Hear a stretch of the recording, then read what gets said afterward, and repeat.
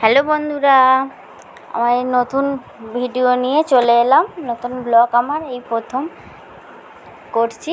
দেখো ভাত হচ্ছে, কাটে ভাত করছি।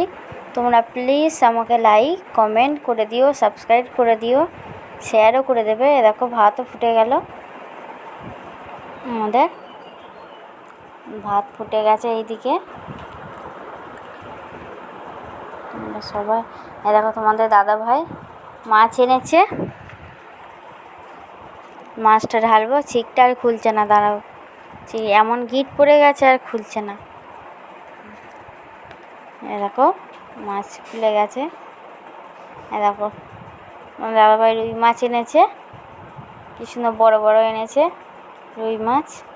এটা মাছ দিয়ে পটল ডাল দিয়ে তরকারি করবো, আর মাছের ঝাল করবো সর্ষে বাটা দিয়ে।